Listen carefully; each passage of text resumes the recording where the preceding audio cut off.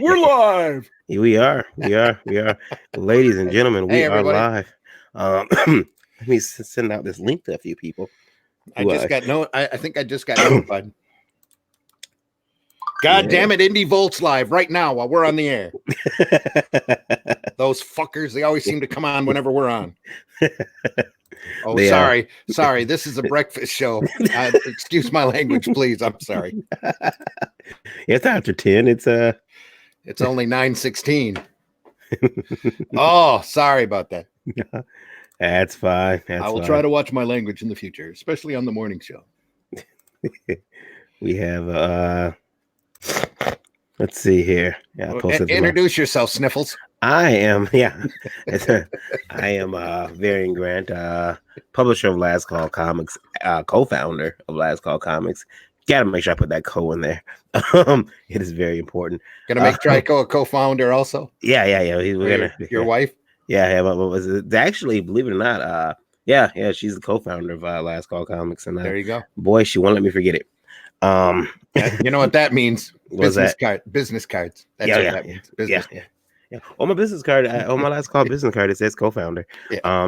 No, I meant for her. Come on. Oh yeah. She can get a business card. Make her feel important. You never know when that'll come in handy.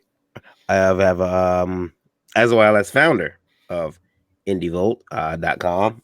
You can check out IndieVolt.com on the web. You can also find IndieVolt TV on your Roku and IndieVolt Radio on your Google devices. Just go into the Google Play Store and look up IndieVolt Radio. Stream a lot of independent music on there and some podcasts, which mainly just talk shows. I guess they wouldn't be podcasts, right? Of course, they can be podcasts and not be. I have video. No, okay. We just want everyone listening out there to know that we really appreciate their ear. Yeah. And of course, I'm joined by Randy Zimmerman, Zim Geek on YouTube. Randy? Zim Geek, independent alternative publisher, I guess would be the best thing. I don't feel very independent, but I've been publishing comics since the late 80s. So Arrow Comics, Massive Comics. I've done work for a lot of the independent guys, most of which are no longer around. Not my fault, I swear. And done a lot of stuff. Been in comics. Done just about everything in comics that you can imagine. Was a retailer for a while. Now I'm coordinating conventions, putting them together, little one-day shows here in my area. And I was putting together a newspaper for the last 10 years, 100 issues. That was free to readers, advertiser supported. That had comics and entertainment articles in it, very much like what Indie Volt Radio does. Only no music. No awesome music. And that's who we are. And this is Indie Volt Breakfast Buzz. And this here is the intro. Breakfast Buzz.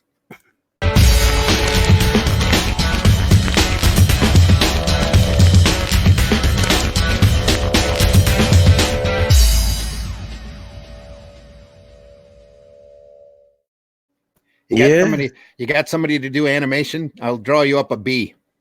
That's what you need. A little cool looking bee character with a big cup of coffee. It takes a sip and tea.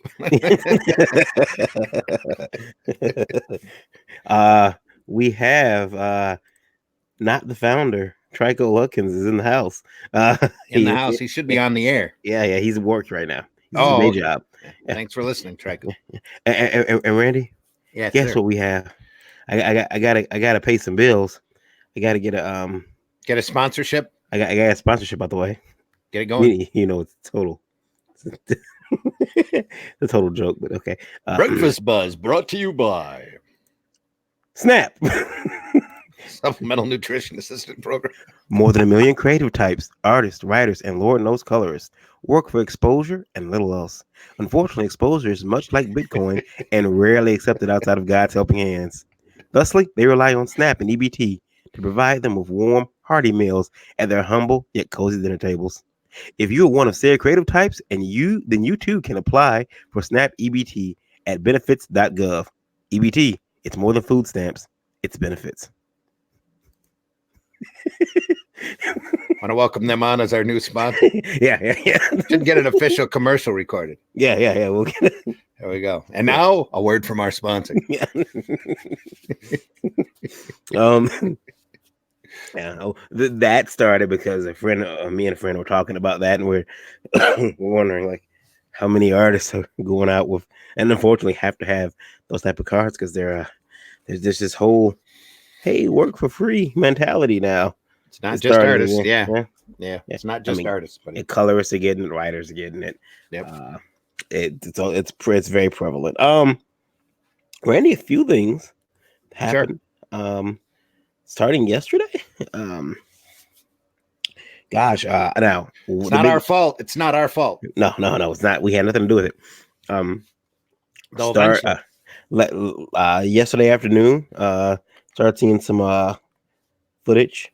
Well, not footage. I should say some reports that Alyssa Wong had made some comments on Twitter back in November. Now I am fuzzy because Because in it's early in the November. morning. That's why you're fuzzy. Well, no, in November, during the period where Stan Lee passed Yes. and his going home ceremony, where he was, I was in the hospital.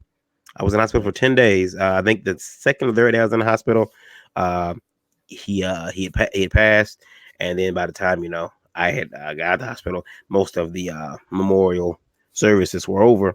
So I don't remember. I remember there being some fallout online. People, I remember some comments saying, "Oh well, Stan wasn't as good a guy as you think he is, or you think he was." I'm not gonna.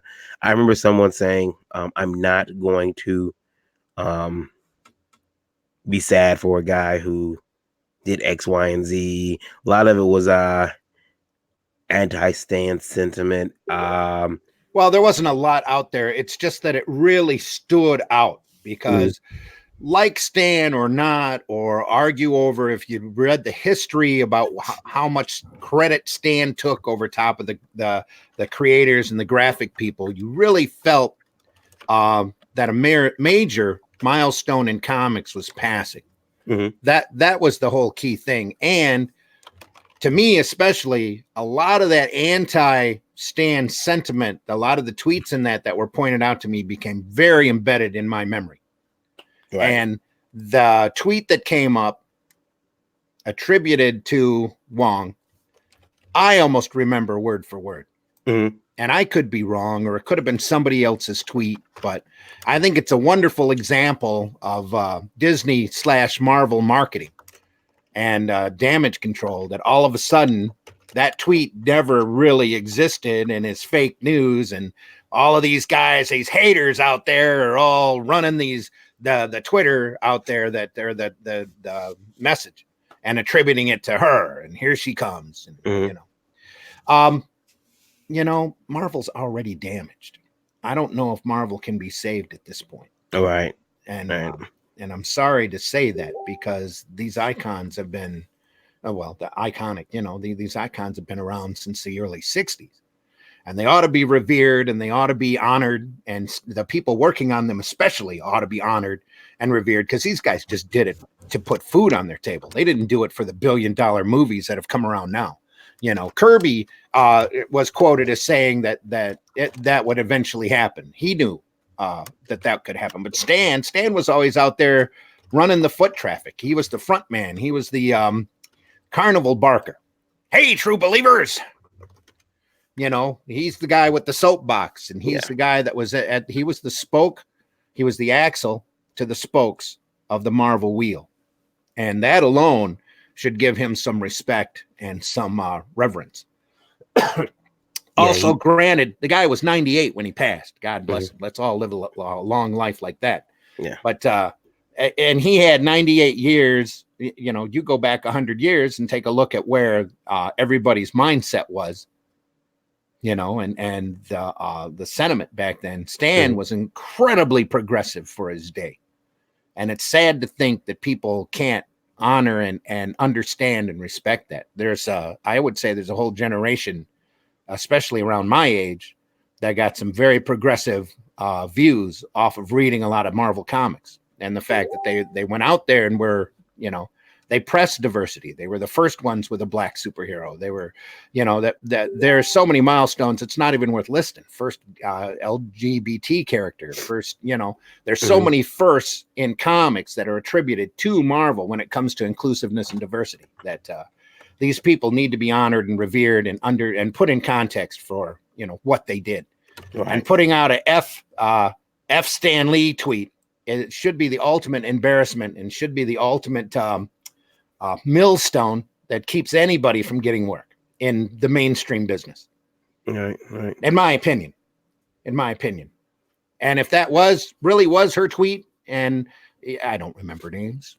I do remember that tweet, but I don't remember who sent it. Mm-hmm. But there is a response that she didn't erase. Day before yesterday, she went on a barn burning tour of her tweet page, apparently removing 75,000 tweets.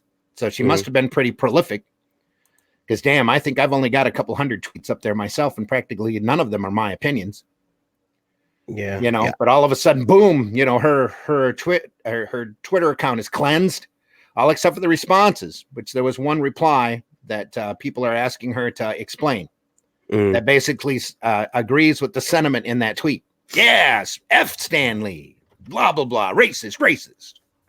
Wow, I haven't done much research into it myself. What she hasn't explained or bothered to address, which I sincerely doubt that she's going to address. But she's been hired at Marvel. People just need to shrug and go, okay, she's going to handle a character of her own. Diversity, so you're going to get more Squirrel Girl or more what's her name, Miss America, writing along that line. She apparently came from Overwatch, which I haven't watched yet, so I don't know, or seen or followed. I don't play those. Yeah. I don't play those games or follow any of their narratives. I do see a lot of the cosplayers that are playing these oddball characters that are attributed to Overwatch, but and they look interesting. But I can't say what quality of writing she's got. I know she's won a Nebula, which anymore has turned into just like the Eisners have turned into a kind of a popularity contest. Right. So she's got one notch in her popularity belt, and apparently a bunch of negatives that were on her Twitter feed that she had to get rid of really quick when she got hired. But the big thing to me is the statement in that tweet that said that if she ever got to work for Marvel, she was going to tear down as much of Stan Lee's legacy as she could possibly get her hands on. So, heaven help Marvel. Sorry about that. My camera started to malfunction, but I'll get it fixed. 1 second. Keep talking, but I can hear you. All right. Well, it's just a shame that there's a certain amount of history and certain people in history that in comics I genuinely feel needs to be set right and needs to be set in stone. These people need to. I'm not saying that they ought to be worshipped, but holy crap, these people did an amazing amount of work in an amazingly short period of time that have embedded on our pop culture so deeply that they are never going to go away. So don't try to defame these people. Try to understand them, put them in context, understand their points of view at the time that they were written, especially with these characters. You can go back and tear anybody down if you want, if you look at them from today's standards. In today's mores, but some people you just need to respect and leave alone, and Stan Lee, in all honesty, is one of them. So if this is a smear campaign against her, I feel for her. I'm sorry that it's happening. If it is a smear campaign, if it's not a smear campaign, she needs to fess up to it. And quite frankly, Marvel should not let her work for that company if those tweets are real. And if Marvel has gone out of their way, which I would not be surprised considering how some of the marketing has run lately for Disney, if they've gone their way and excuse the expression, literally whitewashed her Twitter account and her reputation, especially with the way some of these sites are coming out going, oh, that tweet was fake news. Don't believe it. Right. And then all of these sites are coming back and just calmly going, well, if that was fake news, why is this reply on her board to a tweet that's been deleted? Right. Well, they should have caught that. I'm sure they've caught that as well by now. If there's any way for them to delete it, they will have deleted it. But anything you put on the web lasts forever. That And it is does, that is true. especially somebody that opinionated. And I honestly believe that somebody screen capped that as soon as it was released, and they were just patiently waiting for the next career advancement. And then boom, here's this tweet. What do you think of this, guys? Here's somebody that absolutely hates Stan Lee and says that they're going to tear Marvel down if they ever get to work for the company. Oh, no, fake news. Oh, it's all fake. It never existed. No. That's like Jeppy telling everybody that the comic industry is fine. You have to believe that the emperor actually has clothes when he's walking through the parade totally naked. It takes the little kids or the people with common sense to point and go, I see something. So he can't be totally naked. But yeah, those were her tweets. She should have fessed up and apologized. But in the modern society, apologies don't get you anywhere. Am I back? I'm sorry, I'm fiddling with my cameras. Their best bet was to go through and completely remove all of them tweets. They do know what they're doing. They have the best marketing company and the best marketing people that money can buy. Literally working there. And obviously they're doing damage control, which is a shame, just to keep somebody there whose ethnicity is something that they want to preserve on their employment line. So I don't know what to tell you other than that. And that and the fact that if she did write them tweets, she ought to be totally ashamed of herself because she spoke without knowing the history, without understanding the context, like most people do anymore, and that they really need to get a handle on history. You need to understand how this business runs and how this the history of this business, because it has become very important. It's become $1 billion industry. So grow up, get an education. Yeah, I think that some of these guys, and I think that Twitter and social media, and I also want to point out that in the ladder of entertainment, especially with in my experience growing up, comics were always the bottom rung of the ladder. The very bottom scum of especially comic books were always the scum on the bottom of your shoe. And here is somebody out there who's won a Nebula for science fiction writing, which is supposed to have a much higher standard. Right. Desperately wanting people to forget, or, desperately denying a portion of her career just so she can write funny books. Talk about a step freaking down. What's going on there? Well, why isn't she out there writing the great American novel or the great Filipino American novel? Do you think that it's a testament to just how popular comics are becoming, or are people using? No, I think it's a testament to how much work she's been able to get. Obviously, there's a reason she left Overwatch. Danny Quick says, rest in peace, rest in power, Stan the man. Danny Quick is you gotta get Danny on. He's a comics creator. Creates a comic called Ace Blade. He's also one of my mortal enemies. Your deep mortal enemies. Yeah. We have this pact that we're gonna hate on each other.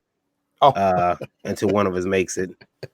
So yeah. Then you can be bitter. Mortal enemies, but rich, bitter mortal enemies. That's we'll start doing really petty things for each other, like buying up all the but I'll buy up all the photo ops at his convention appearances and not show up.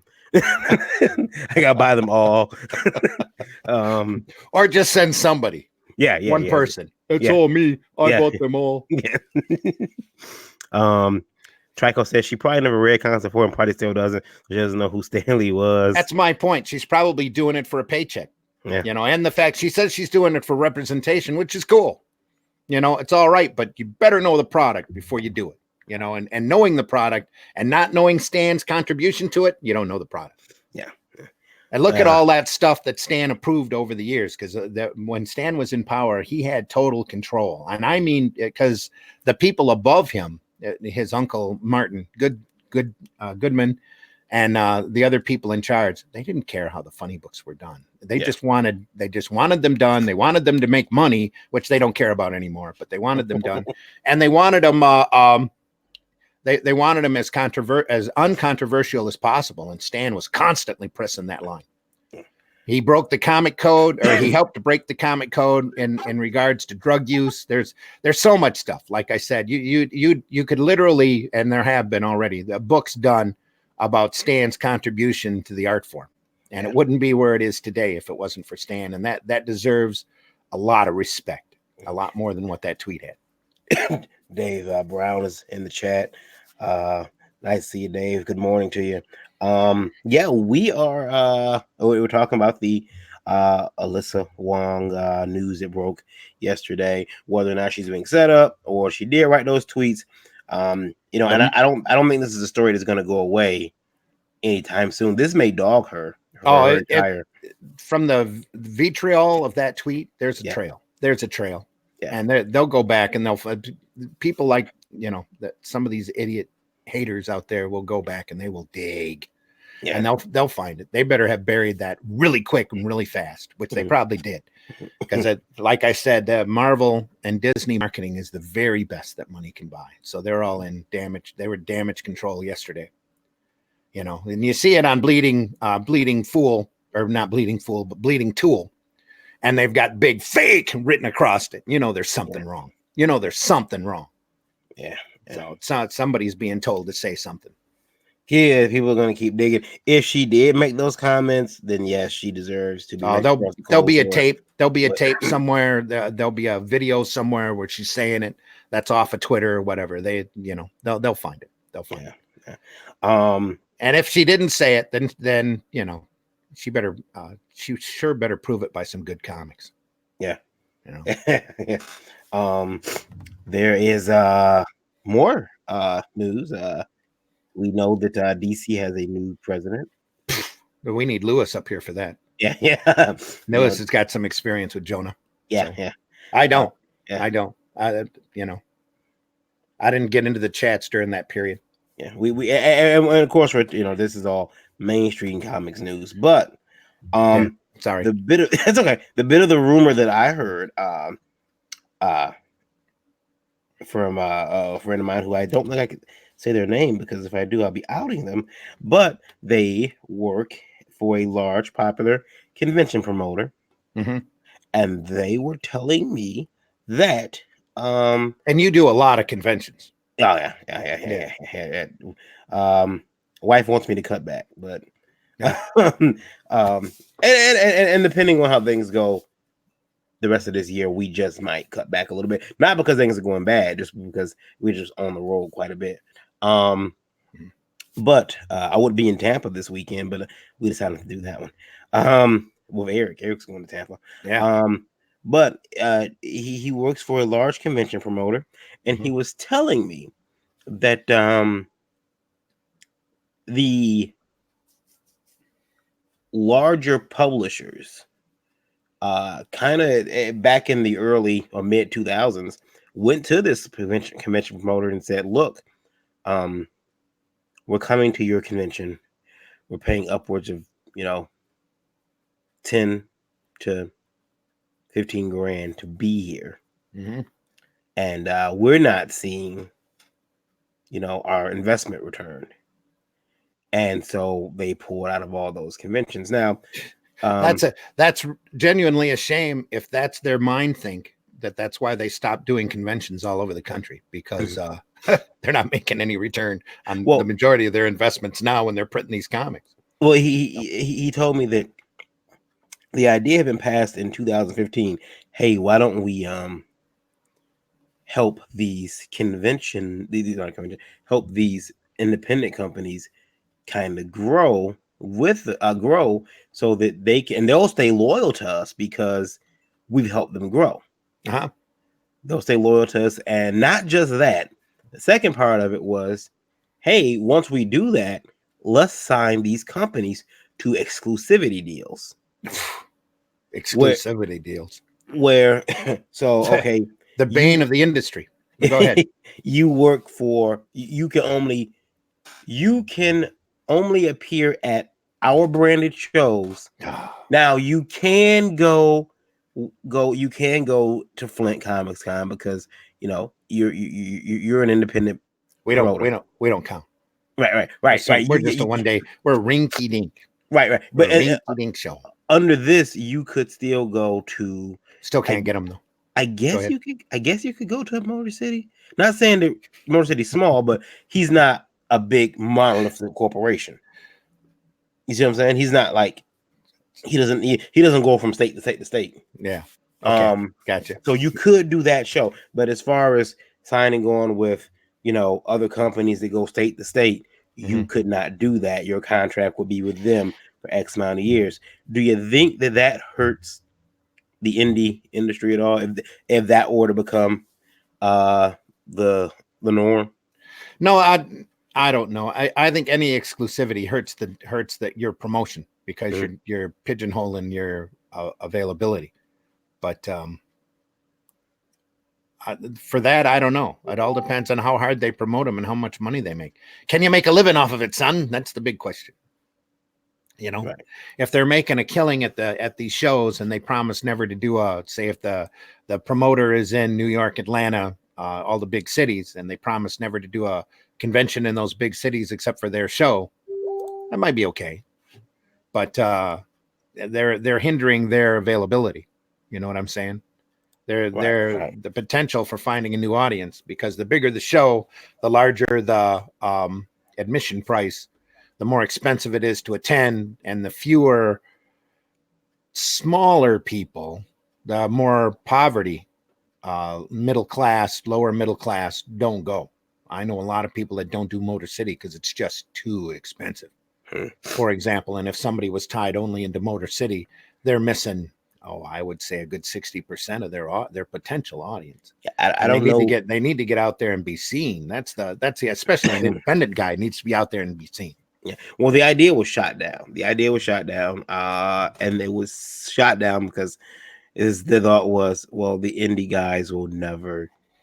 They're not interested in growth. They're trying to get into the mainstream companies. They're trying to get hired by Marvel or DC. And that's funny anymore, because a lot of these Marvel and DC talent are going off and getting into the smaller companies in order to take their name and try to make some money, because they're not making it at Marvel and DC.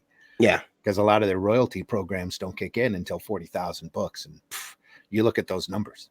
Yeah. Nobody's getting any royalties. Everybody's just getting a basic, a basic page rate where you can make 50% of your profits at some of these companies. They'll pay you 50%. Yeah, to split amongst your talent team. So, yeah, it's oh man, it's gonna be nice. And they're getting just as much or just as well visibility off of say somebody jumping from Marvel to Image, just as much visibility. The problem is they're getting just as many sales, because a lot of that stuff is, oh man.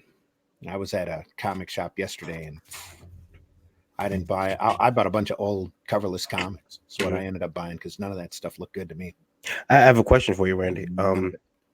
As a publisher, and then you have to tell me, because this was a question that was asked to me about. It was Tuesday before. It was a little before Indie Vote Live Tuesday show, and I didn't have time to make a graphic or anything. But the question, it was from a Facebook friend, and they asked me, as a publisher, have you ever found yourself in a position where you didn't like you had to really crack the whip on your artist, or any type of creative you had working for you, that you had to crack the whip, and you felt that you may have been a little bit harsh? You had to look in the mirror afterwards and say, wow, that was a little harsh of me. No, not necessarily that. I mean, I've called a couple of people on the carpet, and I had a couple of major, back when I was printing Arrow, the third version of Arrow, I had a couple of contracts that people broke because they didn't deliver, but I never chased after it because there wasn't enough money to do it. That they just decided they weren't going to turn in the third book out of the 3. And guess what? Guess who's hung up with boxes and boxes of issue 1 and 2 that they've invested in, and they're mad because they didn't get any money back, because the break-even point had just happened, or got very little money back because we had just passed that break-even point. But and selling collections and that, it shows, especially because at the time I was doing what you're doing now, going around and doing every show I can get my hands on. We were moving stuff at shows, but it wasn't enough to make a huge difference. Very rarely was I able to pay anybody a decent check, Right.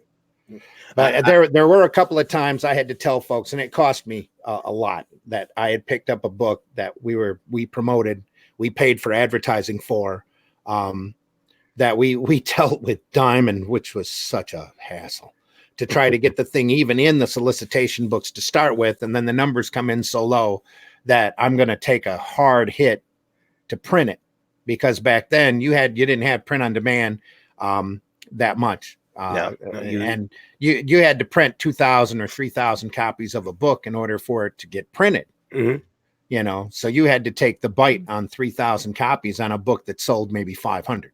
Randy, let me tell you about the weirdest thing I seen from an indie book. I was dealing with an artist. He was trying to redo issue 2 of his book. I think he's since gone on to do issue 2 and 3, but he did issue 1 in the 90s, and he had he drew this book. He's very highly influenced by Kirby, even though it doesn't look like Kirby. He's trying to draw like Kirby, and his book. The thing was, his church group paid for the book. Ouch. Okay. Yeah, his church group paid for the book to be printed, and then it was black and white interior, but color was cover. Cover was color. Yeah, we know what you mean. Yeah. And the book was printed, and then the church got upset with him because he put the word damn in the book. Damn it. Yep. And he went through the book with a Sharpie, each issue with a Sharpie. Oh. And redacted the damn it. Which on newsprint, which it was on newsprint. Oh, soaked, leaked through. Right through to the other side. Yep. That was the most boneheaded move I've ever seen in indie comics.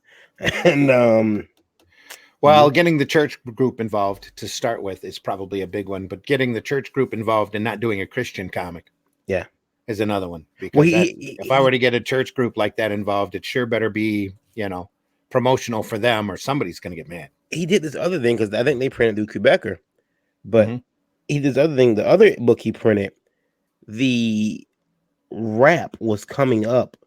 Like there was like this film on top of the cover. And it was coming up. It was separating from the book.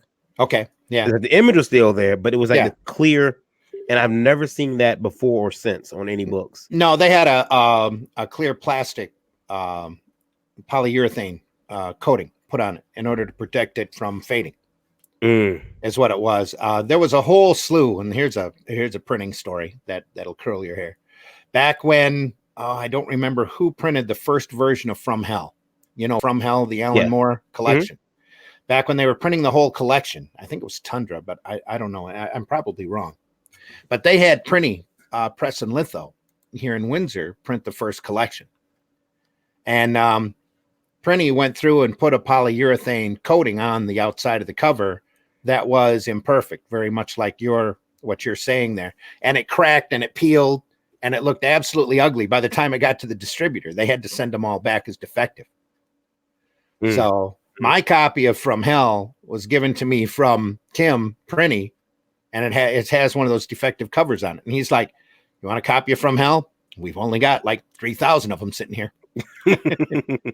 Are they still in business? Prinny? No, they're long out of business. But we printed all of the Arrow stuff through them up through the third incarnation, except for the last couple of the graphic novel books we had printed on demand that we did there towards the end. Zim's Heroic Tales and War of the Worlds collection. I see Ralph is in the house, huh? Yeah. Nice to see you, Colleen. And since we have watchers now, I have to run my ad again because there was no watchers last time I ran my ad. Okay, how many watchers we have? Send me a link to the Facebook. Is there a link? Yeah, I put it up. I sent it to you already. I thought I can send it again. Hold on 1 second. Give me a minute. I've got the browser stream logo here, or the. Give me a second. I will send you. While you run your ad, I'll post it on my Facebook page. We still have a good hour left to go. Yeah. Hold on. Give me 1 minute. I will send it over to you right now. All right. I'm sitting here waiting with bated breath. But yeah, you're always going to have printing mistakes like that. No printer is infallible. All right, here's my It's just ad. that simple. Here's my ad. You ready for it, guys? All right. IndieVolt Breakfast Buzz is brought to you by SNAP EBT, the Supplemental Nutrition Assistance Program. More than 1 million creative types, artists, writers, and Lord knows colorists work for exposure and little else. Unfortunately, exposure is much like Bitcoin and rarely accepted outside of God's helping hands. Thusly, they rely on SNAP and EBT to provide them with warm, hearty meals at their humble yet cozy dinner tables. If you are one of said creative types, then you too can apply for SNAP EBT at benefits.gov. EBT, it's more than food stamps, it's benefits. I'm an asshole. Anyway, so yeah. I told you we need to do that professionally. Get a nice, sexy female voice or a big announcer voice. Yeah. Hey. Yeah. Oh, yeah. Yeah, and the way things are going, a bunch of artists better start going to get those cards because convention prices are going up. I don't know if you guys know this, but Wizard World is running a sale right now on tables in Artist Alley. They're running a sale. It's a discount. We want money. We want money. It's a discount on tables. So the more you get now, the earlier you get them, the cheaper the tables are. Milk that money for all it's worth. Milk that independent guy, that hard-working artist. Oh, he can afford it. We'll get rid of the riffraff if we charge more by the table. Well, the prices are going up. I think that they're just giving us a discount because the prices are getting ready to go up. Prices will be going up probably in the 2020 year. Is that like a dig us move? We're going to keep the table price the same for you if you order before such and such a date, because then we're jacking everything up 25%. What is some of the tables as low as $200 right now. Chicago is not on that list, so don't get excited, anybody. Of course, Wizard World Chicago is not on the discount list. That's just for a space. So, yeah, and then the table and the chairs are extra. Yeah, Randy's referring to, if you don't watch us on Tuesday nights, where a gentleman who actually will be on with us, hopefully this Tuesday. Oh, that'll be awesome. That'll be awesome. Yeah. He received a bill at the end of his Chicago C2E2 experience. He received a bill for $2,000. That's an experience for you.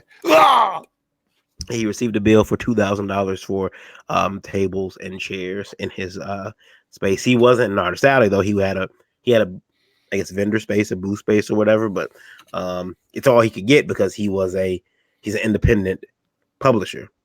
He's not just he's not an artist, he's an independent publisher. And I've been told, like with those shows, I can't do an Artist Alley space because I'm a publisher. Even though I'm an artist, they say I have to come as Varian Grant. I can't come as Last Call Comics. And when I try to apply as Varian Grant, I don't get in. So yeah, milk me for all I'm worth. It's milk it. We're all sold out of Artist Alley space, but amazing how that works. Yeah, I can get you into a nice exhibitor spot. It's on the second floor. It's overlooking the promenade. You'll love it. Oh, well, how much is that? $1,300. Yep. $1,300, and that means that comes with no tables, no chairs. Bring your own. And some of these unions guys won't let you bring your own. Yeah. Some of them say, "Oh, it has to be our stuff. You can't bring that in here." Try to set up at San Diego sometime. Whew, boy, man. Yeah, anybody who's done that will tell you. Don't they have a rule like that you have to let people bring your stuff in? Oh, it's amazing. Yeah, it's amazing how that works. Yeah, I haven't been there since 2003, like I told you before. But holy crap, even back then it was insane. Colleen says, "I can." Go ahead. Yep, I cannot see doing the larger shows unless you got deep pockets. Exactly that, and that's why they do that. They try to chase off all the rinky-dink guys who don't know how to do comics, or aren't the mainstream that nobody wants to come in and see anyway. When you think of the table costs, gas, food, and hotel, if needed, an indie guy's got to sell lots of books to make it just break even. Yeah, that's very true. I had talked to a buddy of mine, and he's a good guy, but he only really gets upset about the comics industry when it affects him, and he'll be upset for like Isn't that 3 days. everybody? Isn't that everybody or almost everybody? Well, he doesn't You he know? doesn't move on stuff. Like we had this Oh, idea that why don't we and I've since done it with IndieVolt.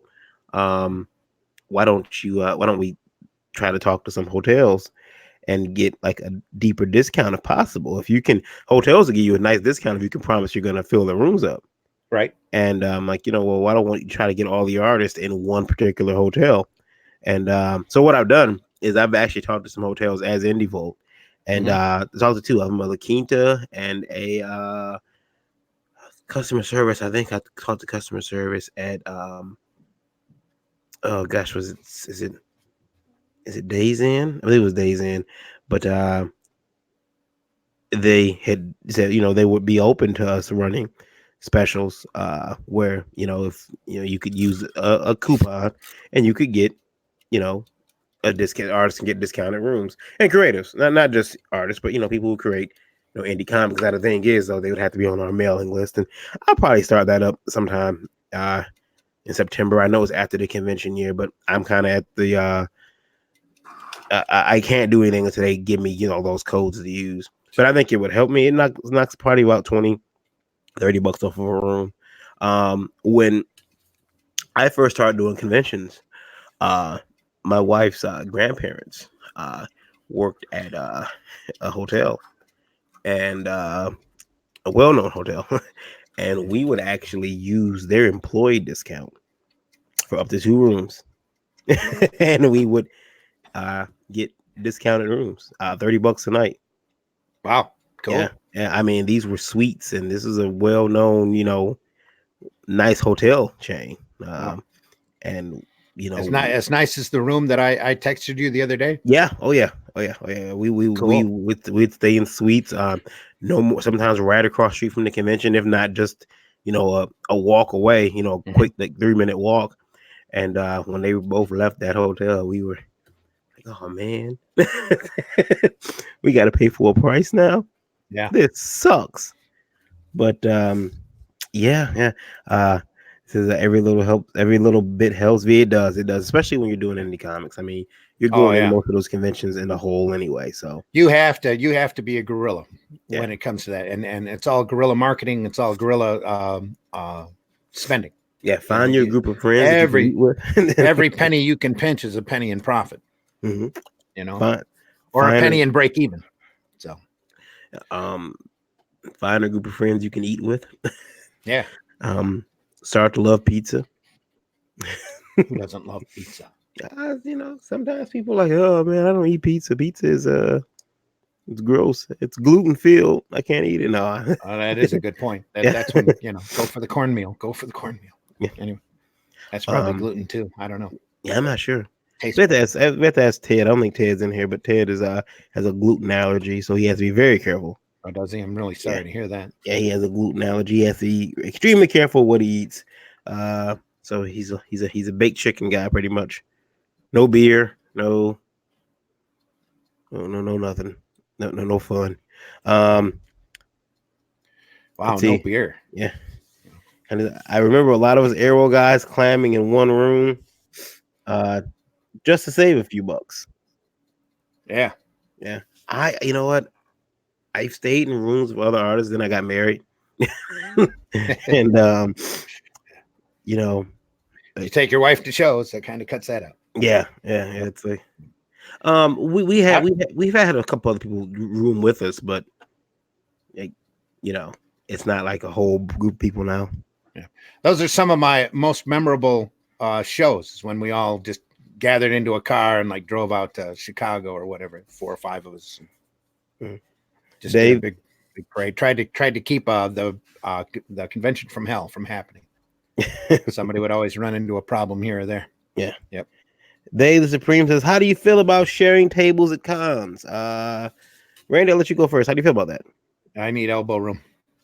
So, Yeah. But I haven't paid for a table at a con in quite a while. So if I'm not invited, I just don't go. That's the way plus I don't have anything really to sell. Once I get more stuff to sell and I've got kind of a war chest, then I'll start maybe I'll start taking out tables at shows again, but I'll be real selective. I I'd much rather pay my way and get a free table or be a guest, you know? yeah, I've I'm not a fan of it, though I've done it. The reason why I'm not a fan of it is because it depends. Actually, I'm a fan of sharing my table. I can share my table. That's not a problem. Sharing tables with someone else, though, is a bit of a problem because you never know how much space you're going to get. And you got to also think about that person's selling style. I mean, it's bad enough when your neighbor does it, but if you're at the table with that person who's carnival barking every time someone walks past, it can really hurt you. I've seen the pros and cons of that. Yeah.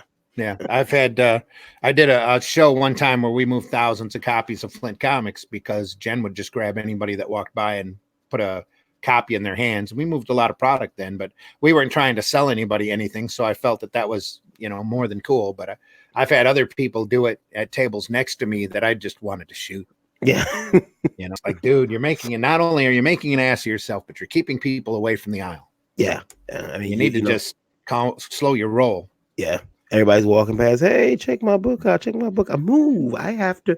Customers now they don't want to buy. Here's the problem: if someone tells this guy, "No, I don't have any money," and then now they were interested on it at something at my table, they've got to walk past because they just told the idiot next to me they don't have any money. Yeah, and they don't want to cause conflict. So now they're exactly. I did like your book, but I can't get it now. At least with our paper, we could call them over, and if they said they don't have any money, we go, "It's free, dude. Just take them." Mm-hmm. And then once they got past that shock, Jesse, how you doing, buddy? Awesome to see you here. You want to read it? You both prefer smaller conventions to the bigger ones, and what's your favorite con experience? I personally like the smaller conventions now because you can stop and talk to each other a lot, and that's why I like doing the little one-day shows because you can get more intimate. But the larger shows are also pretty cool at times. It all depends upon the crowd. Some of these shows have just gotten too big. Yeah. They've just gotten, some of these shows have just gotten way too big. Well, there goes the sponsorship. There goes the sponsorship. there really needs to be almost two shows, which they've always been saying San Diego should split up into a media show and a comic show, because the old style comic conventions back in, man, here's dating me. I've been attending shows since the Triple Fanfares back in the mid to almost late 70s. And those shows were amazing because they could pull in people. It's before everything blew up, They pull in a bunch of friends, a bunch of fans, all the vendors were fans. You knew everybody, even though it was a big, big, big room. You'd go around and talk to everybody and make deals. And nobody was so worried that they had to make their table costs that they couldn't cut a friend 20%, 25%, even 50%, or just go, hey, I'll throw this book in for free because I don't want to take it home. Mm-hmm. Very rarely do you see that at a larger show anymore. And I still get that at times at little one-day shows. Mm-hmm. How much are you going to sell me these 10 books? Well, I got $5 into it, so just give me $6. It's cool. I really don't have a preference. I do like the intimate nature of the smaller shows because people kind of step back and they talk to you a little bit more, and you can talk to people. The bigger shows, you can get lost really easy. I mean, you're amongst a lot of people, some of which have a lot more marketing dollar than you have, and it's kind of, plus the bigger shows kind of don't treat indie creators much better than they treat the attendees. Just like diamonds come on the bottom of their shoe. Yep. You're in the back corner over there. There you go. Oh, hey, I've done a show where we were outside of the vendor hall in the back in a hall, in a hallway, behind a set of double doors. Seriously, that's where they put all the comic book people. That was a science fiction show. Kelly says, I have no issues, pun intended, sharing a table as a writer. No, when I was doing a company, I wanted extra people there because they help draw people in, then they talk about their book. Yeah. I'd always, if that's what you call sharing a table. Yeah. The only time I've ever split a table was at a Wizard World in Chicago, and we were lucky to get half a table because they were so sold out and they were expensive, really expensive. Yeah. We went in on halves, and that's when we sold the heck out of Spank the Monkey #1. Says, I like doing. Colleen says I like doing both. I like doing both larger and bigger shows. In the day, we would only target 1 or 2 larger shows a year. And Ralph, yeah. you should just get your own title on that on your account. You should just yeah. start your own account so that we no longer try to call you Colleen. Yeah. Only big Jesse says only big con I've done is YomaCon in Detroit. I also prefer the smaller cons. The attendees tend to be to also be nicer. Jesse, I did YomaCon for a friend of mine, Eric Hodson, who was on the show last week, or on this week's Tuesday show. I did YomaCon for him on a Saturday. He had to split early and asked me to watch his table, so I came down. Saturday, I did some Indie Volt stuff, interviews, and I went over to his table and I sat there, and I gotta tell you, everyone knows my stance here on anime cons. they're a little different for me than a normal Comic Con. I watch anime, not a lot, but I do watch some anime. And I just feel like now I just did Kintokyo, and I feel like the anime cons aren't as crowded, but you're talking the vendors room aren't quite as crowded. The vendor room and all YomaCon as well. For that was one big, that vendor room wasn't as crowded. You were free to walk around. You had a lot of space, a lot of elbow room for a Saturday. There was a ton, Randy, of ghosting. People just outside and cosplay. Oh yeah. Not actually set up at the show. Yep. There's multiple definitions for the term ghosting, but now I understand what you're talking about. I'm afraid we're even seeing some of that at the Flint show. So. They're just out there in cosplay. They don't have lanyards to get in. They're not, they're not paying attendees. They just want the picture taken. And but I found that the vendors are nicer. I won't say maybe not nicer is the right term. Maybe the right term is they're just a lot more willing to talk to you at length than at a Comic-Con. But it's definitely like a difference. There's a big difference in the atmosphere. Well, with the smaller shows like the Flint show or the Saginaw show that I do, I keep the table prices low on purpose to keep everybody's overhead as low. Now, the admission price is low, the table price is low, so that people aren't worried. People can come in, they didn't spend a lot to get in, so the table didn't cost much, so they're not that concerned about hitting their break-even line, which is a big problem at the larger shows where you've got people sweating whether or not they're even going to make table money, let alone expenses. So if you keep that price low and the admission price low, everybody's happy. Everybody's happier, and when you're happier, you're more willing to talk. I've always found whenever I do shows, if I am desperately trying to make a bottom line or if I'm desperately trying to pay a bill, that I never make money. I never make money because that vibe seems to come off of me, and everybody gets that, oh, hey, this guy wants money. I don't want to spend money with this guy. But if you go and your bills are paid and you're not worried about the overhead and everything's covered, you're in a happier mood. Everybody picks up on that. Yeah. It's like a vibe that people picks up on. My best shows I've always done when I haven't needed the money. Always. It's just a constant rule. Trico says, last time I shared a table, had 3 books and somehow took up. She had 3 books and somehow took up 3/4 of the table. I don't like to do it. LOL. I mean, you got to also take into account the situation. I'll tell you guys a situation that happened with me. You have to define your boundaries. It's like here's half of the table. I'll try to make this very quick. I wasn't gonna go to Motor City Comic Con a couple of about 2 years ago. I wasn't gonna go, and then at the last minute, I decided to. A buddy of mine asked me and said that I could sit at his table. Now he offered me a third of his table, which if you take you take that into consideration, a third of a table is kind of small, but for as much product as I have, Randy, you've seen my layout. It's a third of a table means I'm going to bring maybe a stack of books, and that's pretty much it.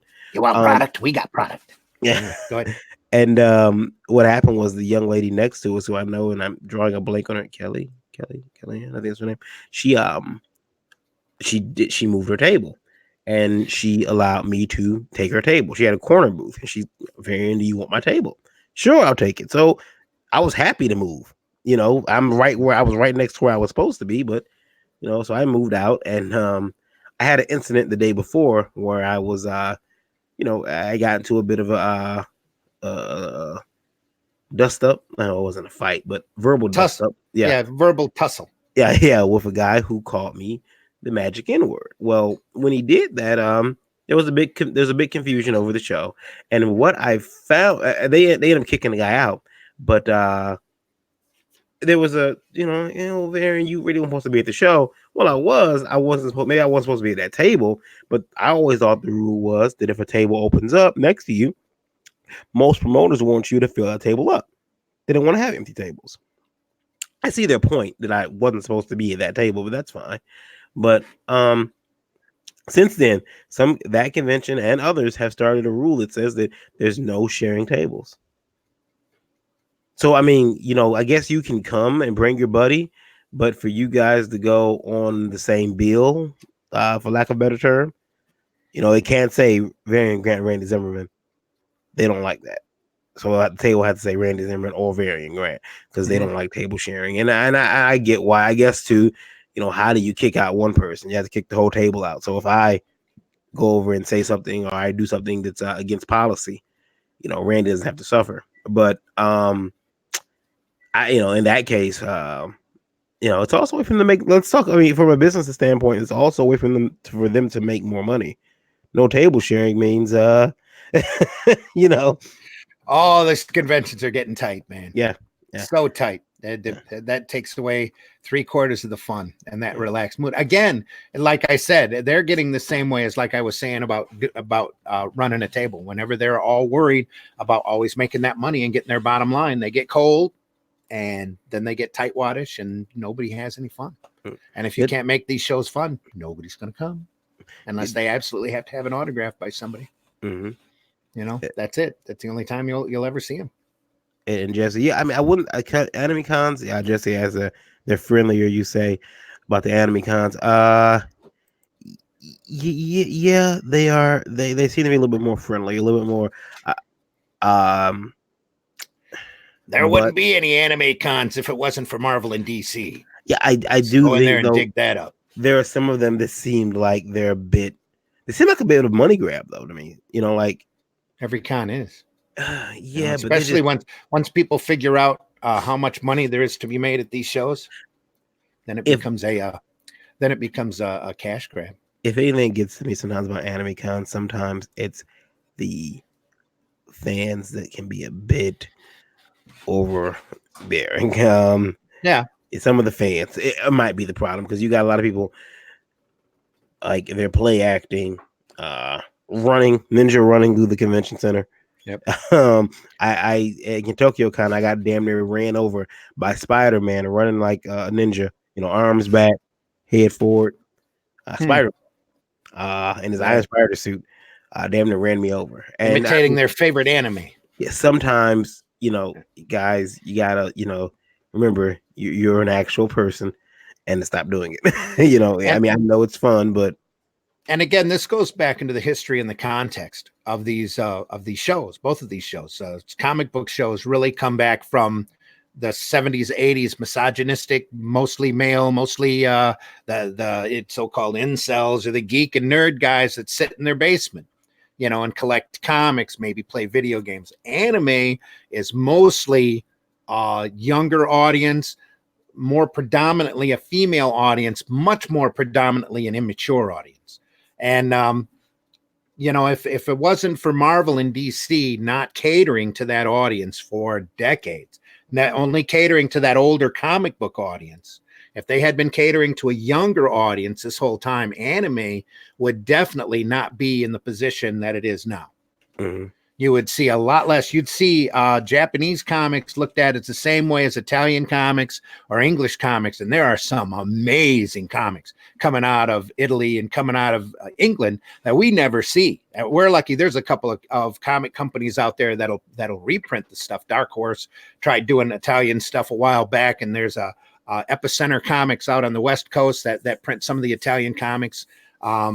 Very rarely do you see decent translations of this stuff coming out, Right. but the work is amazing. But anime manga, on the other hand, is just flooding the market, and still in reverse form, which just surprises the crap out of me. Anybody who's reading right to left, up to down, and in order to get their entertainment and be entertained by that, I can't read an old style manga book because I keep wanting to turn to the left, and it throws me out of the story, and I go, oh damn it.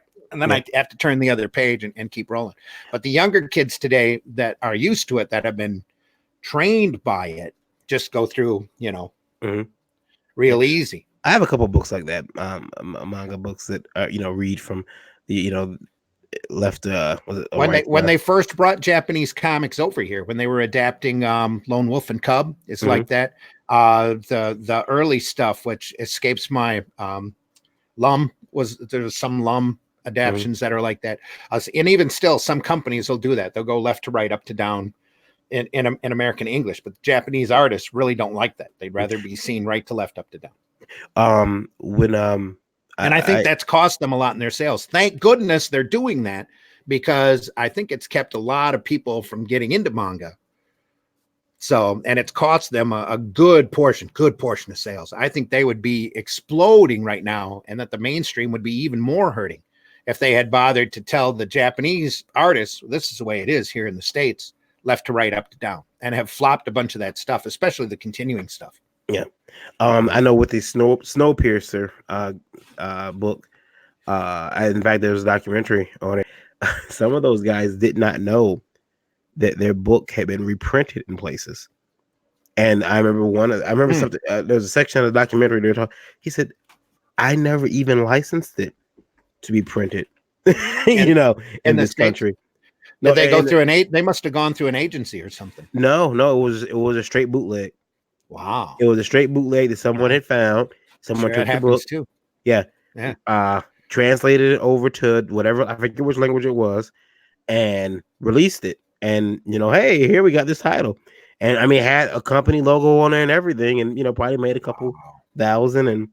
But he was happy. He says, I'm so thrilled that people have found this book. Oh yeah, because you want to be read. Yeah, you want to be read, but pirate read, you don't want to. You don't want to. That's why I don't do a lot of stuff in digital, because it's so easy to pirate. Would you be honored, Randy, if you would find out that Spank had been translated in Italy and released under I would still love to see, there's a German translation of the War of the Worlds book out there, because Horace was German and he oversaw a translation over there. I would love to have a copy of that that I don't have.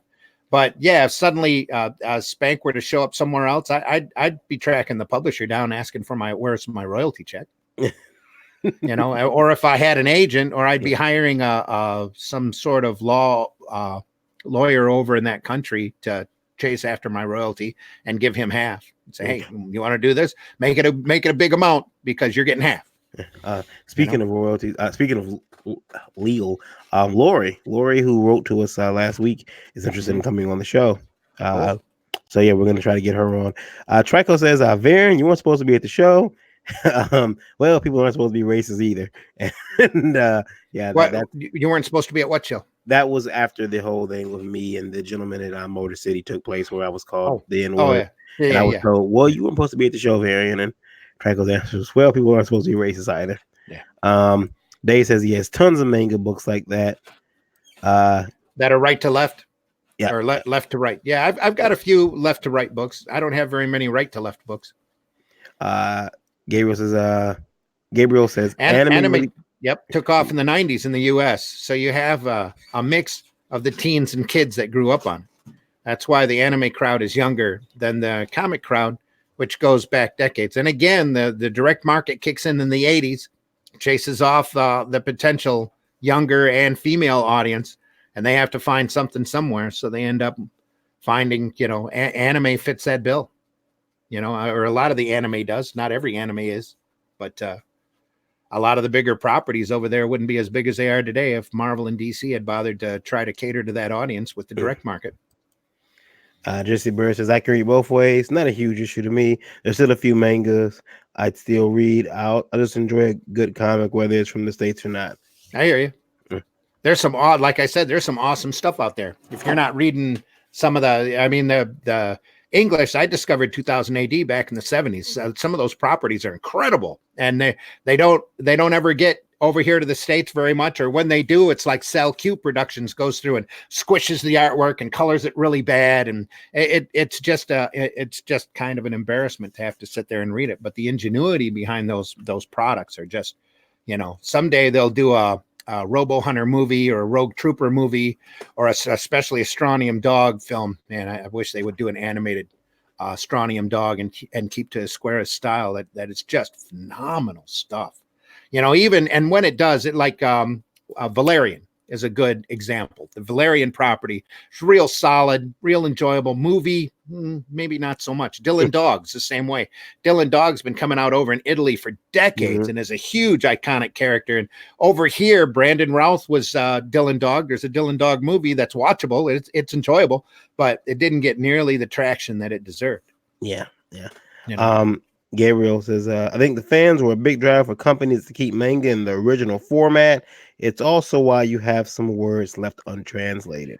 Well, my understanding of that, Gabe, is that the studio houses got upset because they were flopping the art, and they wanted that to stop immediately. That was one of the reasons why I know Eclipse stopped doing it. A lot of the other companies that Viz became so popular is because they were willing to do it.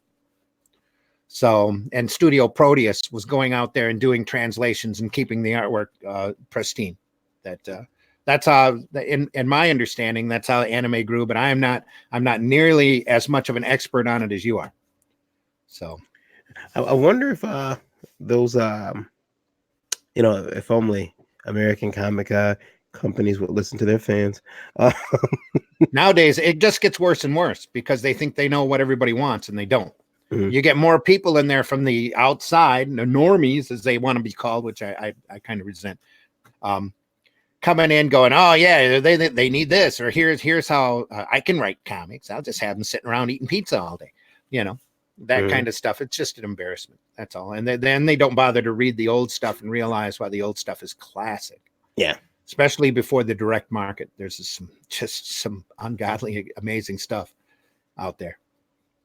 Yeah, they do have a lot. I mean, the independent market and out the country. I mean, like you said, those Italian comics. My wife is Italian, so she knows, like she's familiar with some of the stuff like Dylan Dog, but she did not like the Dylan Dog movie. She didn't like it, and she didn't like it. But I do have it. I do have it on Blu-ray. I tried to. My daughter went over to Italy and come back with a big omnibus volume of Dylan Dog. That was pretty amazing. That it's in Italian. I can't read it, but it's still amazing to look through. The Dark Horse has done a couple of text adaptations. So has Epicenter. Epicenter has adapted a couple. Their big property right now over there is Tex, which is your typical Western Clint Eastwood type character. And those stories are really good. The text volume that Dark Horse reprinted, it was all done by Joe Kubert. It's one of the last things he did while he was alive. And it's just solid classic Kubert. Just amazing stuff. Just beautiful, beautiful work. Anyway, I think that some of the work that I've seen on what book was it? I just looked at it. It was an indie book. It was gorgeous artwork though. Nobody here in the States can do a proper Judge Dredd adaptation. They can't do a proper Judge Dredd comic to save their life. They just can't be done. But the case files, there's at least a dozen collections of the case files out there that are available on Amazon, or Barnes and Nobles has some of them, not all of them, but they're all of that stuff is amazing. And it's really a Judge Dredd's a incredible property that is really glossed over nowadays. And it's a shame that the Carl Urban movie had to be such a rip on the movie Raid, because if they had done more original to Dredd material, I think it would have been a bigger movie. Yeah, I think that was a good movie though. I like that movie. The second Dredd movie is amazing. Yeah. It's good. But again, if you sit down and watch Raid, Yeah. You know the movie, the Japanese movie Raid. If Yeah. you sit down and watch that and Yeah, then I've watch seen it, Dread, you go, well, we know where they got that story. Yeah. You know, and there's so much other stuff in Dread. Dread's really a caricature of the American justice system, Mhm. and it's incredibly done in parts, very well done. They've had everybody, all of the big English talent has gone through drawing Dread. Mhm. And I think Guy Davis and Vince Locke have both done Dread episodes for 2000 AD. Yeah. I didn't know Vince Locke did that. Okay. Yeah. Just Before he got big and started drawing kaiju for, Del Toro. Jesse says, took Brandon Routh 4 tries to find a comic property that fits him. You know what? Brandon's fortunes probably lie in the MCU. I don't think he fits the Atom at all. Yeah. But that's just me. He makes an okay Ray Palmer, but the Atom that's on the CW isn't the Atom that's in the comics. It's a guy in a football outfit. Yeah. That can kind of shrink sometimes. That's about it. Yeah. But then what do you do with the modern, with the modern Atom? You'd have to get really creative with him. Now that there's cell phones and stuff, he'd have to get really small in order to go through the cell towers. Yeah. Really, it really is the Raid. Yeah, but I still love it. The Sly film has more of the comic aesthetic, but that you haven't read a lot of Dread. But it's still a mess, and it's very much a mess. There's a couple of bright spots in it, just like the Howard the Duck movie. The Howard the Duck movie has got just a little spot here and there that's genuine Gerber, and you sit there and go, "That's the comic." No, that's not the comic. That's the comic. No, that's not the comic. And there's so much of that, and then it just gets really bad at the end. Howard the Duck does, but Dread's just an embarrassment. Stallone should have known the property enough not to take the damn helmet off. Yeah, still want to be seen. I think he said though recently in an article that he wished he would, if he could do it again, he wouldn't take the helmet off. Yeah, I bet he would, because now he's more familiar with the property. He probably sat down and read a few. I wasn't supposed to take the helmet off. But just wait.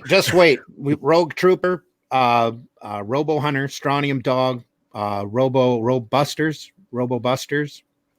comes out.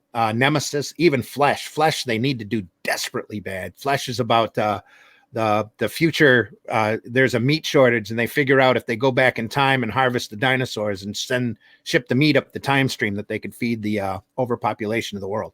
And then they stop getting meat. They send a contingent back, and they stop getting deliveries.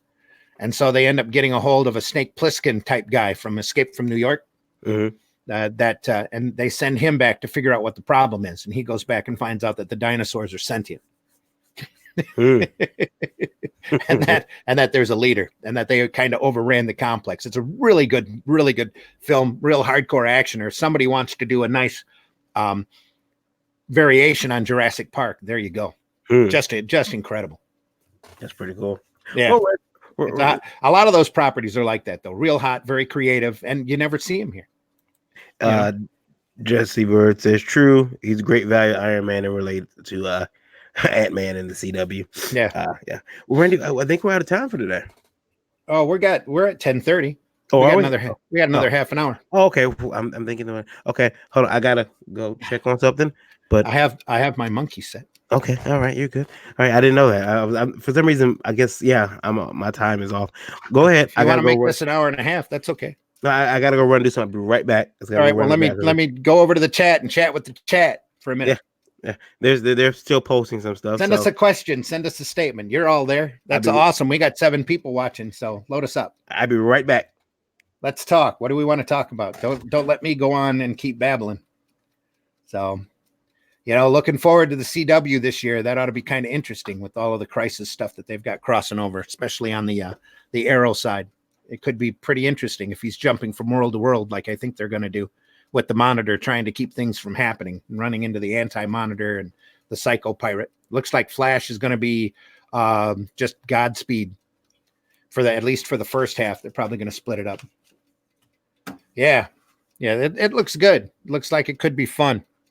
I don't know. I kind of really lost interest in Legends last year, so I'm hoping they'll pick that up a little bit. And I'm kind of upset that they're not. They really need to drag Black Lightning into this crossover too, really bad. But that would kind of disrupt the realism of their world, I think, or the so-called realism.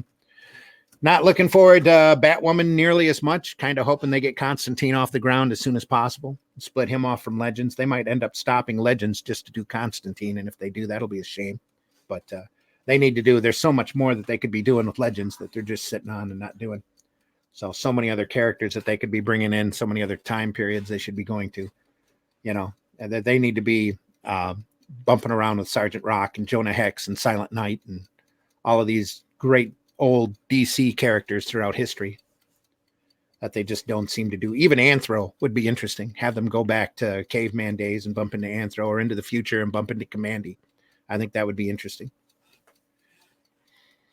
But, budgets can only carry you so far, and the CGI can only do so much. So they have to make do with what they've got, and they probably need to be spending more money on their writing anyway. Jesse says, I still like Legends. I enjoy cheese and C&D list hero stuff. Yeah, it's true. Cheese is always good. Always good.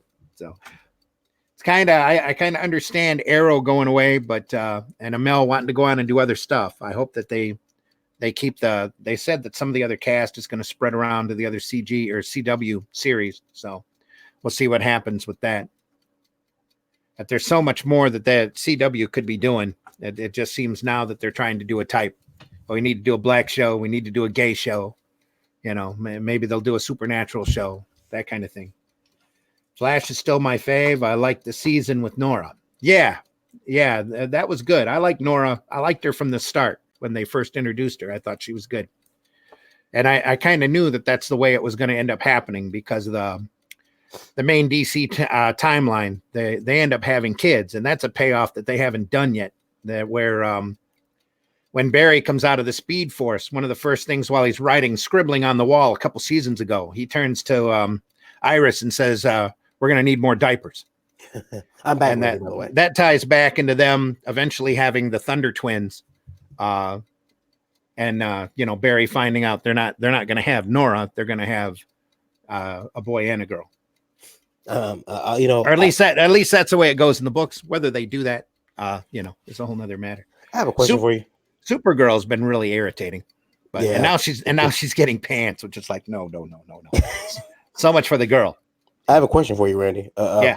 In regards to, and I know you would have said something, if it would have happened, but when the Green Arrow series was greenlit, yeah, and they decided to call it just Arrow, was there any was there one of those moments where you're like, hey, Arrow Comics, Arrow? Oh, no, didn't even enter the mind. Nah. I'm sure Ralph probably didn't even think of that either. But my big the thing that upset me there was the fact that it wasn't Green Arrow. So it was kind of good that they were calling it Arrow, because he was going around killing people and doing stuff that Oliver in the comics would never do, Mm-hmm. And then eventually they catered back down to that. The cool thing about the Arrow series, if you sit back and rewatch it from the beginning, is how quickly they learn, to turn him into Green Arrow pretty quick, instead of just the vigilante or the Hood, Mm-hmm. That they actually, we got this vigilante character who shoots bows and arrows. So we'll just, it was originally Green Arrow. That sounds too much like a superhero. We can't do that. We'll just call it Arrow. If they were to restart it now, they would definitely be calling it Green Arrow, because the CW has learned that there's a lot of the superhero tropes people desperately want to see. I think they figured that out in the first year of Arrow, and they were kind of stuck with that name, Forgot to remember. Ralph. Hey, Ralph. Thanks for calling yourself Ralph. I still enjoy the CW stuff. Yeah.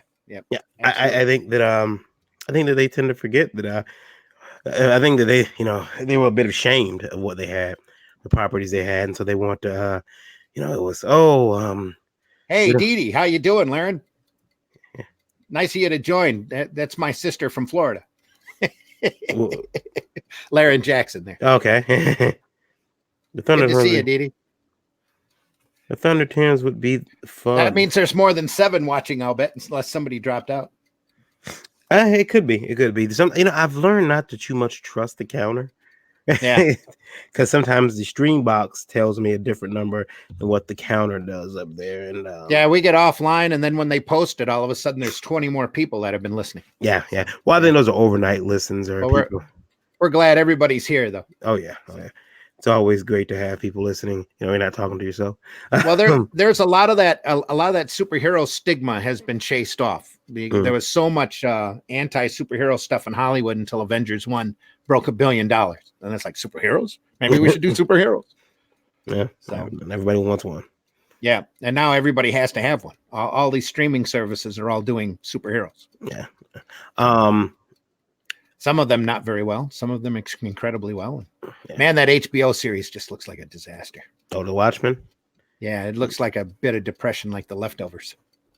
Like, oh man, do we really want to do you really want to do a continuing Watchmen? Why don't you just adapt the series? Why don't you do an animated adaptation of the original 12 books to the in a 12 episodes, and then keep that running that forever? 12 hours of the Alan Moore faithful adaptation of that book animated would be really sweet. The motion comic is hardly watchable because it's all one voice.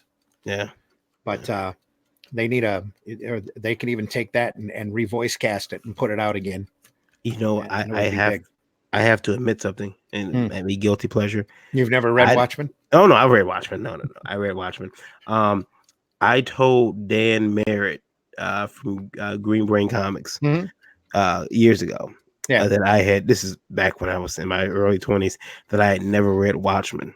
Oh. And he said, "What?" Yeah. And he said, "Oh no, you need to get that book." And you still get us on that every once in a while. Who's Wally Wood? Yeah. What? And he went. Never heard of the Freak Brothers? What? Yeah. Anyway, he told me I had to get that book, and I did. I ordered it because I don't know if he had any in stock at that moment. He may have had one in stock, but it was a little out. It was like the big, huge, prestige version. I couldn't afford that at the time, so I ordered the regular trade, and I got that, and went home, read it in one sitting. Mm-hmm. I mean, I just couldn't put it down, and it was a really good book. And then I also don't dislike the movie, though. No, I think the movie's amazing up until the ending. I think that Zack Snyder did an incredible job at actually adapting that book down into that series down into 2.5, 3 hours. Yeah. Just phenomenal, unbelievable what he did there until the ending. And then it's like botched. Well, we don't want to draw that 9/11 conclusion. So, even though it came out long before 9/11 happened, but it was a great statement about modern media. I'll tell you that. I mean, the ending was. Yeah. It was after 9/11, right? Yeah, it was. No, Watchmen first came out before 9/11. Oh, you mean the movie? The book? Yeah. The book that not the movie. The movie come out after, and they should have stuck. He had it all, couldn't stick the landing. Yeah, ouch! Stop that. And then he did Sucker Punch, and everybody's appreciation went right out the window. I got a copy of that movie. I've tried to watch it twice now. I can't do it. I watched it all the way through once. I tried to watch it again because everybody keeps talking. There's some redeeming quality in that film somewhere. Okay. Not happening.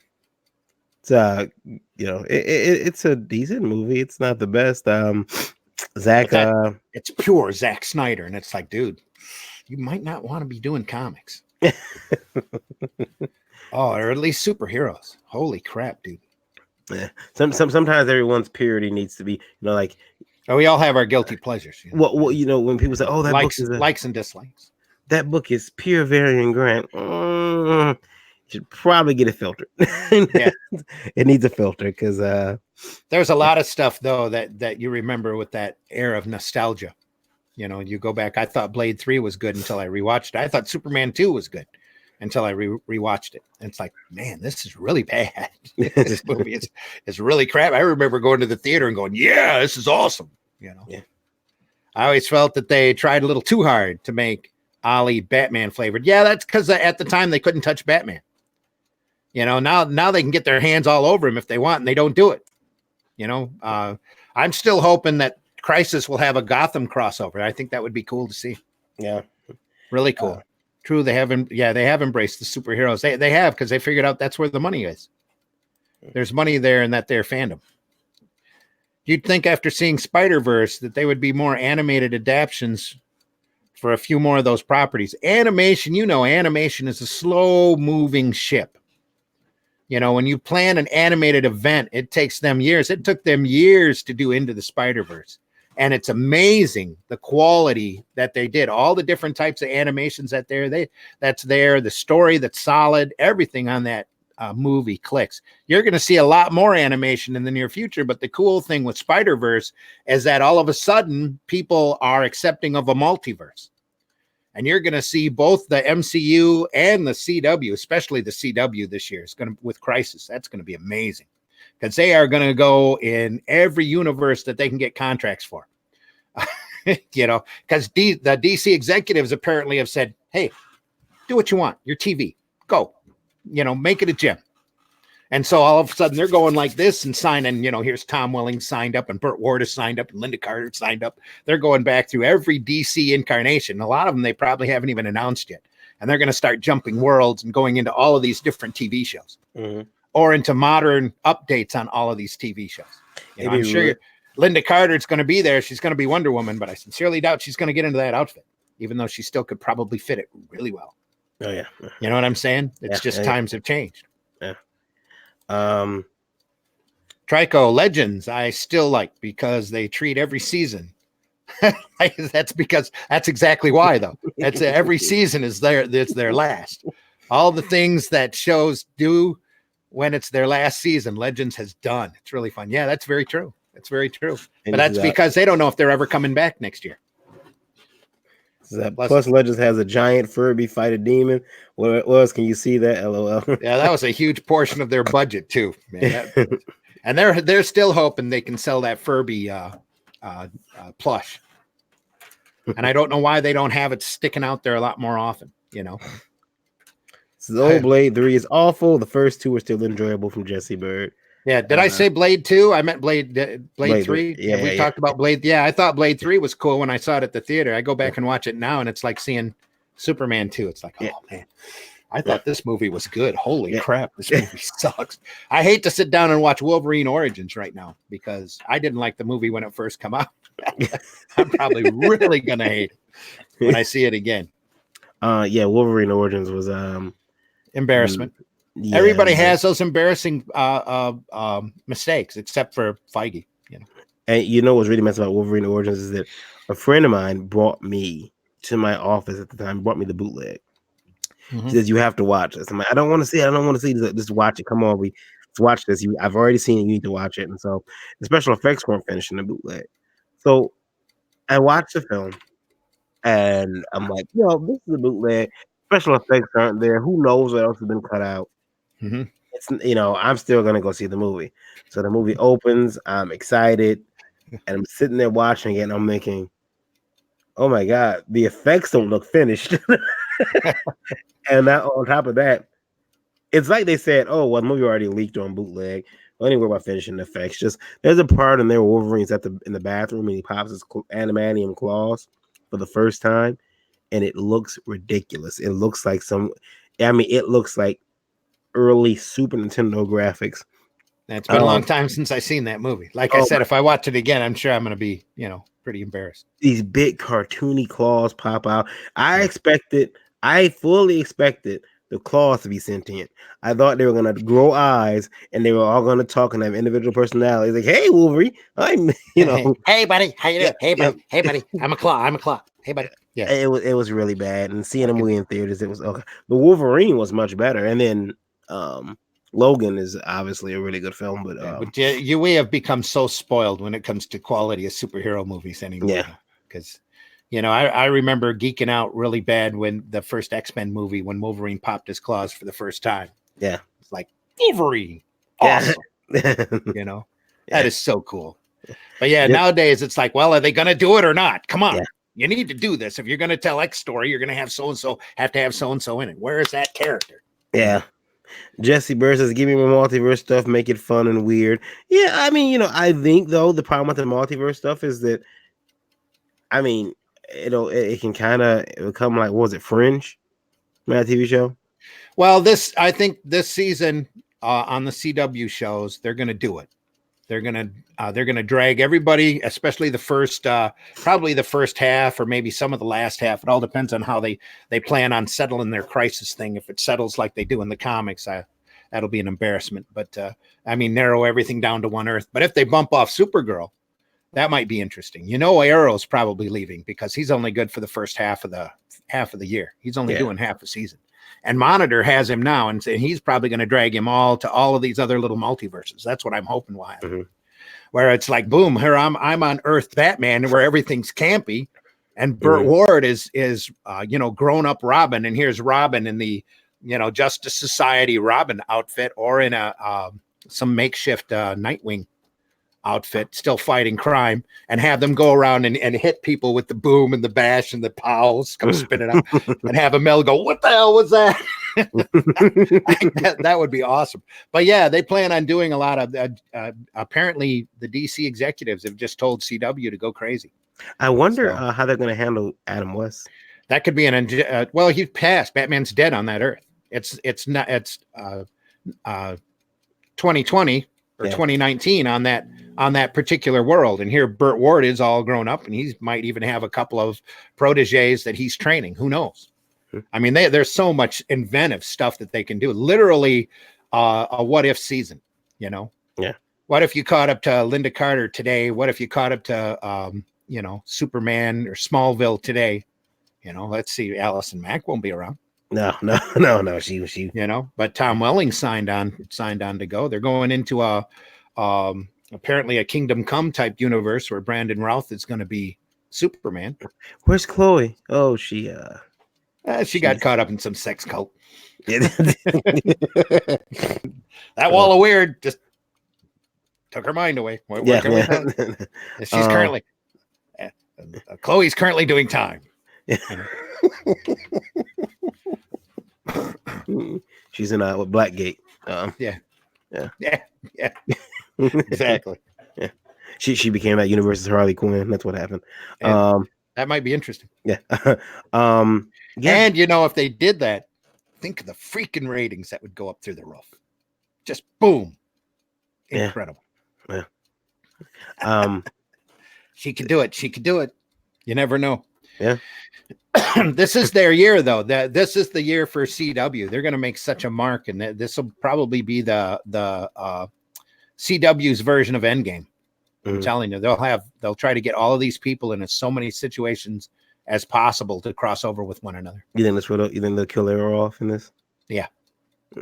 I do. If they don't, they're going to make him disappear, and he won't really be dead, but he'll be dead. The series will be over. Is what they're talking about. They've already shown what happens in the future this last season with his lineage after he's gone. So they're kind of filling in all those holes. That's been one of the really worst things about Arrow, I think, are all the damn flashbacks that conveniently fit into the theme of the show. It's just gotten to be a horrible trope for them, horrible cliche. Yeah. That they should have chased off after the first year. They should have stopped all of those horrible flashbacks. Yeah. Now then they flash forward, then they flash sideways, and dudes, just stop it and just tell a story, will you? Yeah. And then they're lucky to have survived their third season, because the ending of that third season was such a disaster writing wise that the black the magician sorcerer character, that the whole ending of that season was an embarrassment. I understand that there was a point there where they wanted to make John Diggle. They want to make Diggle like a code name for him. Like, no, it's not his real last name. His last name was Stewart. Yeah.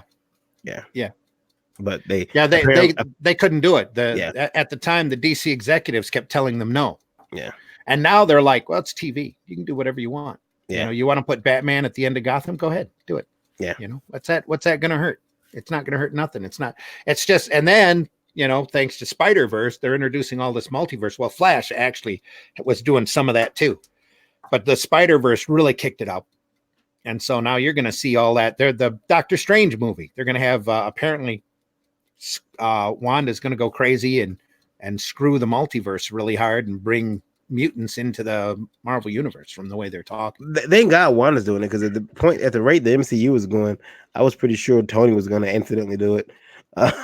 Well, they need to have some sort of time variant or restart multiverse type thing. Like I said, the coolest thing that they could possibly do is when Steve Rogers goes back in time and marries Peggy, that they both decide to start living incognito, and he takes on the last name of Storm. Well, And they have Johnny and Sue. there's talk that Marvel isn't the MCU isn't done with Captain America quite yet. Well, that's what they're saying. Yeah. But a lot of that too means that apparently Chris Evans is up for a directing of one of the films here coming up in the next couple of years. He's probably going to get one of the action minor MCU movies. Not that there's actually a minor movie, or one of the Disney streaming. I'm sure he'll start directing some of the individual hours on the Disney streaming shows. Yeah, just to get his feet wet before they give him a full feature. But he really wants to do directing, from what I understand. Do you think the show Sliders helped to prep the usual TV watcher for the concept of the multiverse? Sliders was such an embarrassment there in their last years. I don't think it helped anything. That was was that O'Connell? Yeah. Their best episode is where they whatever Earth they were on knew what Earth they were from and sent them back to Earth, and then they found a newspaper saying that what's his name? The Juice. Had been arrested for murder. OJ had been arrested for murder, and they said, this can't be our world. This is outlandish. They jumped back into the slider thing and went away. This gate's always squeaked before. And just before that, somebody had sprayed it with WD-40 to keep it from squeaking. So they come out, the gate's not squeaking. This can't be our Earth. Oh, here's a newspaper that blows up. Oh, OJ's up for murder. This definitely isn't our world. We're jumping. I remember, that was kind of cool. Show I liked back in the day was Quantum Leap. Yeah, that was a hard sell. No, yeah, I don't know. Maybe this is Scott Bakula fan. Sliders in concept, Sliders was amazing. The first year, especially the first half a year of Slider, if you watch them in order, which Fox didn't play them in order, but if you watch the first half a year of Sliders in order, it's phenomenal, just amazing stuff. Especially considering the budget and the practical effects they had to deal with at the time. But they're redoing that show, so let's see how that works when it comes back. Ralph says his only problem with the multiverse is just other takes on established icons instead of just really good stories of the heroes they already have. Well, that was the first half of Sliders. They were doing real imaginative, crazy stuff. And then once it switches over to Sci-Fi Channel, they wanted movie of the week. Well, you got to do something like Jurassic Park, or you got to do something like this movie or that movie. And it got to be really bad, really formula. Almost an oversaturation of a character if done too often. Yeah, that's true. That's very true. Yeah, I like it's beating a dead horse. Randy, I have a question for you. When should a creator of indie comics start planning a multiverse? Not a multiverse. Well, just expand their universe and then doing multiverses, because I know some creators already who have multiverses. They've got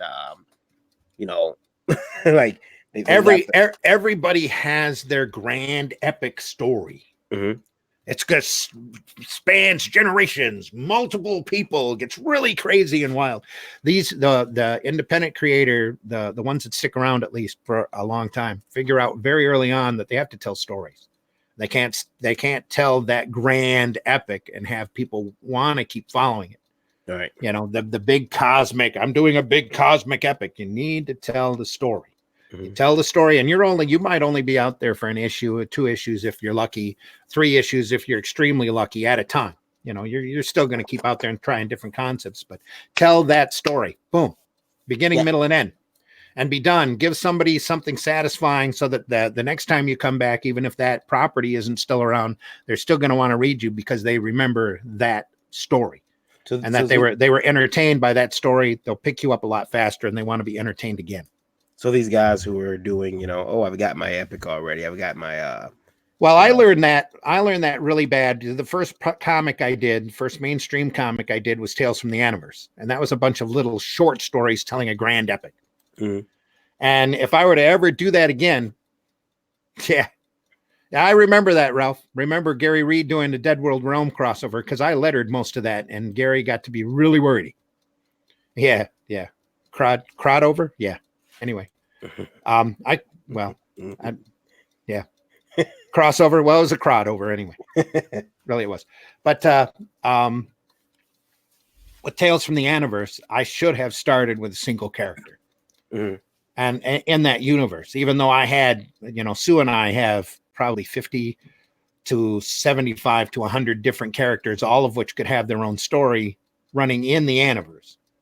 We really should have pared it down. Actually, Sue and I should have probably done separate books from the start and just contributed to each other's product. I should have helped her with the writing, let her do the artwork on her book, and then have her help me with the plotting, and then cross over characters back and forth. I think that would have worked a lot more successfully, because Sue is a very serious, very realistic writer, and a very incredible fantasy artist. In fact, she went on to do a lot of fantasy paintings, did a lot of the first edition of Magic, the Magic cards. And my stuff tends to be cartoony, and my writing can be a lot more serious. So I should have helped her out. We did, I think the best Tales from the Aniverse we ever did was number 6, that had a Varsel's Vixen story in it, that had a really awesome set of characters and a very hard, well, number 2 also was really good. That Sue did the majority of the art on. I did some inking on it, and the two of us wrote it together. That and had both of those issues had very hard beginning, middle, and ends to them, and I'm very proud of a lot of that stuff. But looking back on it, I really would have done it differently. If I ever get around to Aniverse again, I'll be doing Mischievous probably as the main character, and then have all the other characters in her universe. Would it be a total reboot, or? Oh yeah, well maybe. I don't know. I don't know the stuff. There's so much open-endedness on that stuff. I'd almost want to do a total reboot, but not a whole lot of people even know that stuff exists. But all those, I go back still and look at those character designs that Sue and I did, and every last one of them is incredibly solid. And it should have been an animated feature back when we had the chance to have it animated. Get this close. And Jesse said, I like an anthology series. I think he was that's what Tales from the Aniverse was. It was like an anthology series, and I think that hurt it. Ralph says, I remember our crossover with the Turtles and Troll guys and that quest for literacy. Oh yeah. Yeah, that was a good book. That was a nice, that's a book we did for a literacy council, I think, in Chicago. Ralph says, you better do Aniverse again. Yeah. Well, I could do a JB Space series. I could do a Retro Ram series. I could do a Mischievous series very easily, but it's just a matter of coming up at the time. Got to do Pomp. I do Pomp in Lindy Jacks. I think I gave you that book. Laren, you should have a Lindy Jacks collection down there. Pomp bounces through that. It's almost 11 o'clock, my friend. My monkey has gone off. Your monkey keeps us up to date. Well, I want to thank everybody for watching. Like I said, like the Beatles said, everybody's got something to hide, except for me and my monkey. I want to thank everybody for watching. Randy, where can people talk to you online on Twitter, Facebook, and Zim Geek channel right now, YouTube. I've got videos up. I'm hopefully going to put another one up today. I meant to put it up yesterday and didn't get around to it, but I've got one done that covers a window sticker I did for Laren, and how well that turned out. I screen capped the drawing of it. You can always get a hold of me through Facebook. Always email me at randyjzim@gmail.com, flintcomics@gmail.com. Twitter is hashtag Randy Zim with 2 M's. So I should go after the start a Zim Geek Twitter channel or Twitter page, and so I can get the hashtag Zim Geek also. That's probably in the near future, but I don't know. Twitter doesn't seem to serve much purpose other than to catch up with everybody yelling at everybody else. So. Yeah, that's what we do. No, a lot of that. Who knew there was a place out there that was meaner than Facebook? Yeah, you know what? It's like we're gonna lose subscribers. It's like one of my personal heroes, Dennis Miller, always says. Things that bring America together is great. Do you realize that Americans really don't like being together? So that's a good point. Yeah, it's a very good point. I like Dennis Miller because my father used to watch it. It was on HBO. We would watch, and he's funny. He's very funny. He used to catch all of as many opening rants as we can. Yeah. So yep. So yeah, I will see everybody. Remember, you catch us here. You can find me at Kit_V on Twitter, as well as here on IndieVolt. I have a YouTube station. I'm all over. You can Facebook friend me if you like. We can talk about comics, talk about anything. We do this every Tuesday night, every Thursday morning. Yep, so. Tuesday night at 9 and Thursday morning at 9-ish. And again, if you're not from the States and you're listening to this broadcast and there's something that you're reading, there's a property out there, comic property you're enjoying, please let us know. Drop us a line. We did get a couple of those. We got a couple emails about that. So we want to know what's cool everywhere else but here. Yeah, we got a couple emails about that. I'm going to bring up Tuesday. Awesome. So, yeah. Awesome. Look forward to it. Everybody, thank you for watching. We will see you. Stay safe. Thanks a lot for listening. See you next week. Take care.